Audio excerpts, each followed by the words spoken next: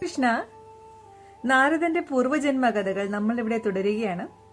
ആ താപസന്മാർ ഹോമങ്ങളും പൂജകളും കഴിഞ്ഞിട്ട് നാരായണ മന്ത്രം ജപിക്കുമ്പോൾ ആ ബാലൻ അത് കേട്ട് ഹൃദിസ്ഥമാക്കുമായിരുന്നു. തങ്ങളുടെ ജ്ഞാനദൃഷ്ടിയാൽ ആ ബാലന് ഭഗവാനോടുള്ള അത്യധികമായ സ്നേഹം മനസ്സിലാക്കിയ ആ സന്യാസിമാർ തങ്ങളുടെ ചാതുർമാസത്തിലെ വ്രതാനുഷ്ഠാനങ്ങൾ കഴിഞ്ഞ് മടങ്ങിപ്പോകുമ്പോൾ അവനെ അരികിൽ വിളിച്ച് എല്ലാ ജ്ഞാനോപദേശങ്ങളും നൽകി. അപ്പോൾ ആ ബാലന് കേവലം 5 വയസ്സ് മാത്രമായിരുന്നു പ്രായം. തന്റെ മാതാവിനോടുള്ള അതിരറ്റ ഭക്തിയും വാത്സല്യവുമായിരുന്നു അവനുണ്ടായിരുന്നത്.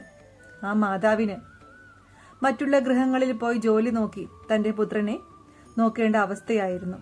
ഒരു ദിവസം അടുത്തുള്ള ഗൃഹത്തിൽ പോയി പശുവിനെ കറന്ന് മടങ്ങി വരുന്നതിനിടയിൽ അവന്റെ അമ്മയെ ഒരു സർപ്പം ദർശിക്കുകയും അവൾ മരണപ്പെടുകയും ചെയ്തു. അങ്ങനെ ആ ബാലന്റെ ഏക ആശ്രയമായ അവന്റെ അമ്മ മരണപ്പെട്ടു. അങ്ങനെ എങ്ങോട്ടെന്ന് ലക്ഷ്യമില്ലാതെ അവൻ ഉത്തരദിക്ക് ലക്ഷ്യമാക്കി നടന്നു നീങ്ങി. അപ്പോൾ എല്ലാവർക്കും ഹരേ കൃഷ്ണ.